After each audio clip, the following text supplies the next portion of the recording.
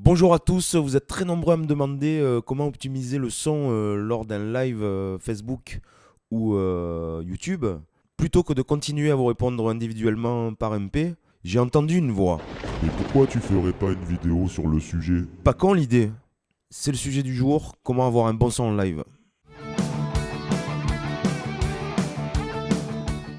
Alors ce dont nous allons parler aujourd'hui essentiellement, c'est du live Facebook et du live YouTube avec un smartphone.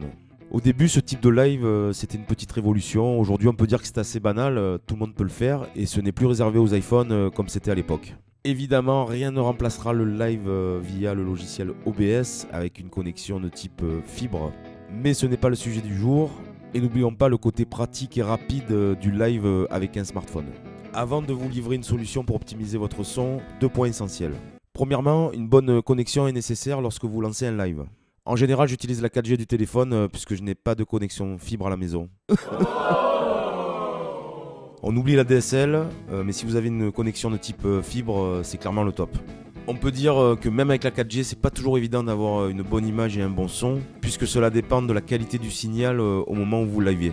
S'il pleut ou si vous êtes dans une pièce où la réception n'est pas terrible par exemple. Deuxièmement, je le dis souvent, il faut jouer assez fort pour être bien entendu et capté par le smartphone, et en même temps pas trop fort pour ne pas saturer le signal. C'est l'erreur numéro 1 des liveurs, envoyer comme des bœufs vous fera perdre énormément en qualité. Alors on peut privilégier aussi certains styles de musique qui sont plus épurés, on va dire comme le blues, le funk ou le jazz, qui seront bien plus perceptibles et bien mieux captés qu'un gros thrash metal gluant. Alors en faisant attention au volume, on peut évidemment quand même faire du gros thrash metal gluant qui colle. Voilà, il m'arrive également de faire ce genre de choses, ce serait dommage de s'en priver. Mais bon, la qualité sera moindre, c'est une évidence. Ça fonctionne moins bien. Et maintenant, je vous livre la solution que j'ai trouvée afin de limiter la casse. L'utilisation d'une interface audio va vous aider grandement à améliorer le rendu. Celle que j'utilise, c'est le Sonic Port VX. Les accords, le Sonic Port VX.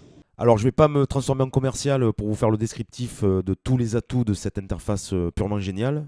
Mais je peux vous dire qu'à la base, je me l'étais procuré pour m'en servir avec BiasFX. Ça marchait super bien, que ce soit avec mon téléphone ou ma tablette.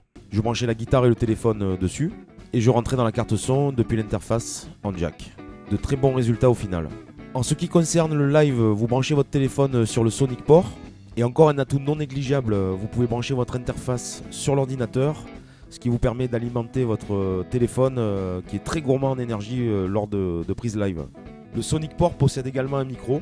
Vous réglez donc le Sonic Port en position micro, puisqu'il possède une position guitare, une position micro et une position où on peut mettre les deux en même temps. Vous avez aussi un réglage de gain pour la prise. Il ne vous reste plus qu'à trouver le meilleur endroit, à faire des essais pour positionner votre Sonic Port au meilleur endroit possible pour que la prise de son soit optimale.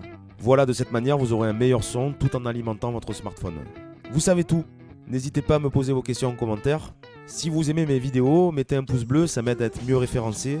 Et vous pouvez aussi soutenir la chaîne sur Tipeee. Pour ceux qui rejoignent le train en route, vous pouvez vous abonner à la chaîne et en activant la petite cloche, vous restez informé des prochaines vidéos qui vont sortir.